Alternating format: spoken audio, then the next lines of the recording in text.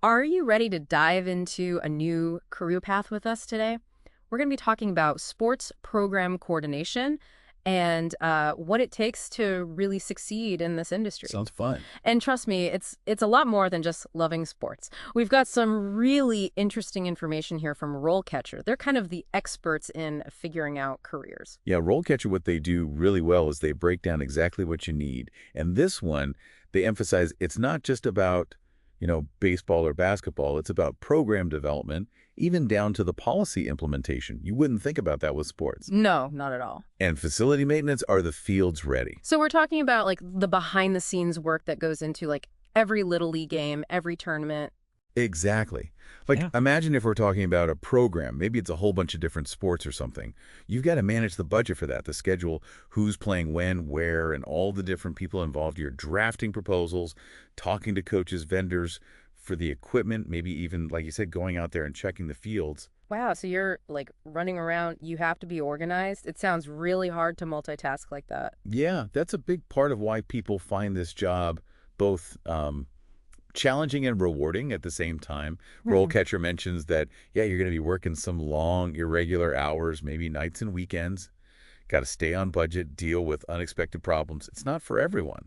Definitely not. So I guess the question is like who thrives in this kind of environment? Is it just people who are like super passionate about sports? Passion's definitely part of it, but you got to have more, right? You need those organizational skills. You got to be a leader, and you have to really want to make a difference. RoleCatcher talks about how important communication is, like talking to parents who are angry, kids who are upset, coaches, administrators. You're the go-between. So it's more than just like working in the sports world. It's you're supporting the whole thing. You're making it run. And one of the big things they emphasize is how much technology is changing things. Yeah, it's not just like, clipboards and a whistle anymore, right? What kind of tech are we even talking about for this? Well, think about it. Data analysis, it's huge now, right? Tracking how athletes are doing, are the training programs working, or even just getting the word out there, digital marketing to reach more people. A lot of program coordinators are using like fancy software now for signing people up, scheduling games, even analyzing those athletes' performance, like we said. Wow. So someone coming into this field, they need to be pretty tech savvy on top of everything else. For sure. Yeah. You have to be willing to learn new systems all the time because it changes so fast. RoleCatcher really highlights that to stand out, you got to stay ahead of the tech curve. It's a lot to handle, but it does sound exciting. I mean, to be on the forefront of like how sports is evolving. But what about the career itself? Can you like move up, or are you stuck coordinating the same program forever? That's where it gets interesting. RoleCatcher, they have a whole career path laid out, starting from assistant all the way to like senior management. Okay, so break that down for me. What are the actual stages? All right, so they have four main ones. Sports program assistant, you're just starting out learning the ropes. Then you've got sports program coordinator that's handling the day-to-day. Above that is sports program manager. You're in charge of maybe multiple programs now, thinking about strategy. And at the very top, it's senior sports program manager. You're basically running the show. Okay, so you're basically leveling up with each stage, taking on more responsibility. Exactly. So what's it like at the very top? What does a senior sports program manager actually do? That's when you're thinking big picture. You're setting the vision for the whole program, making those strategic decisions, finding the money and sponsors to keep everything going.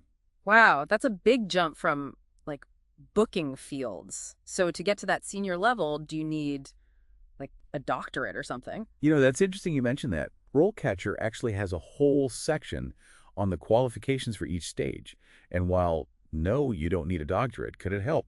Sure, especially at that top level. Okay, so maybe not a doctorate, but are there other certificates or qualifications that are like really important for this? I'm glad you asked because, yeah, RoleCatcher mentions a big one. It's called the Certified Parks and Recreation Professional. Sounds like a mouthful. Yeah. But it's basically like getting your coaching license, but for coordinating these programs. Oh, I see. So it's like proof you know what you're doing. Exactly. And it's not easy to get. You've got to do coursework, take exams, all about planning programs, risk management, legal stuff, all sorts of things. So it's not just about loving sports, it's knowing the ins and outs of how this whole world works. You got it. And that's really just the beginning of what we're going to cover today. I am ready to hear more, but this is fascinating already. I had no idea it was this in-depth. All right, so before we took a break there, we were talking about certificates and all that.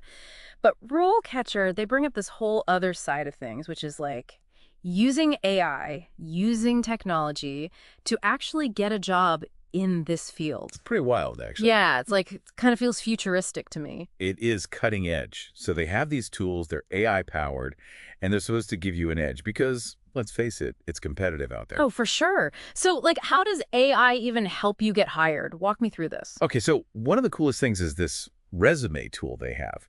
You upload your resume, right? The one you've been using. And their AI, it analyzes it, but not just in a vacuum. It compares it to actual job descriptions for sports program coordinator jobs, the ones you're interested in. Yeah. So it's like having a resume writer who knows exactly what those employers are looking for. Exactly. Like it'll tell you, hey, you've got this experience with this scheduling software, but you didn't put it on here.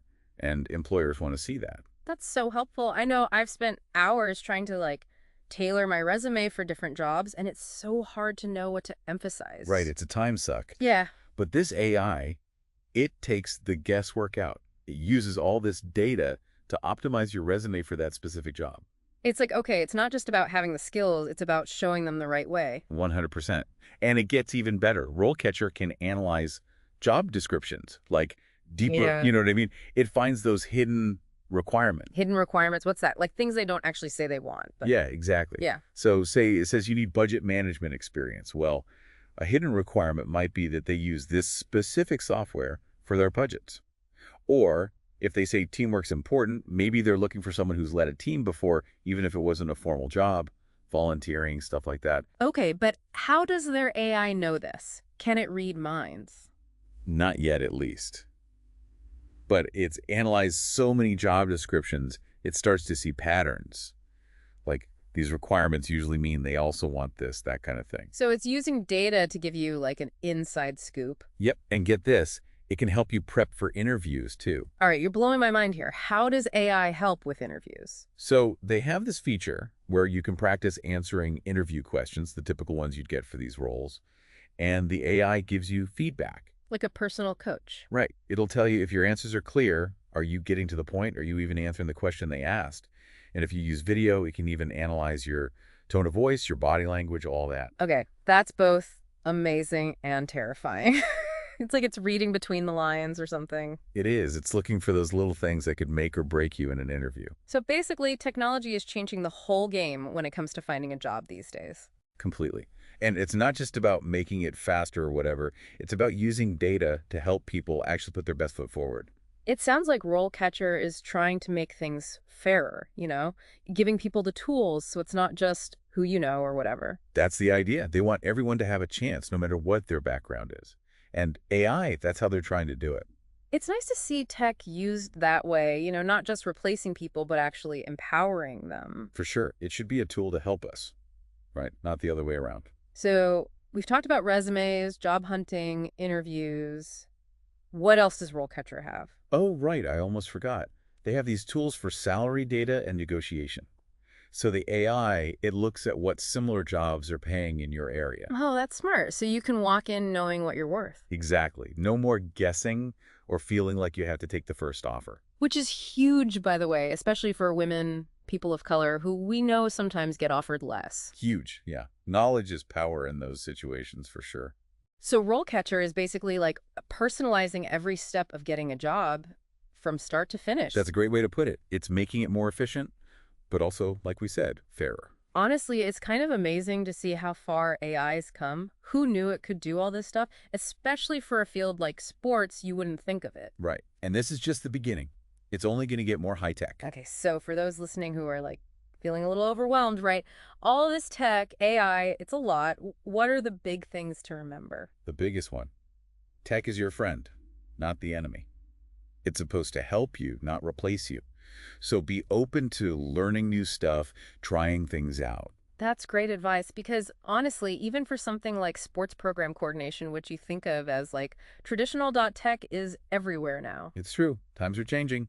and fast. RoleCatcher seems like they're really ahead of the curve with all of this, using AI in such a smart way. Yeah, it's pretty impressive to see. This has been so eye-opening. We've covered so much, from like actually doing the job day to day to now this whole AI side. It's fascinating. Right. Before we get too off track, though, I do want to come back to like the actual work itself. Yeah, let's talk more about that. Okay, so we've talked about the skills you need, the tech involved, even how to get hired.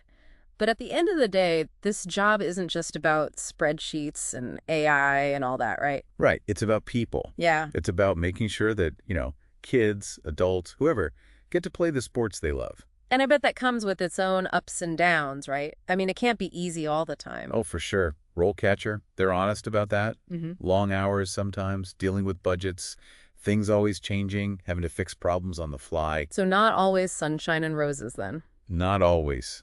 Some days you're dealing with upset parents, or the equipment breaks, or it's pouring rain on game day.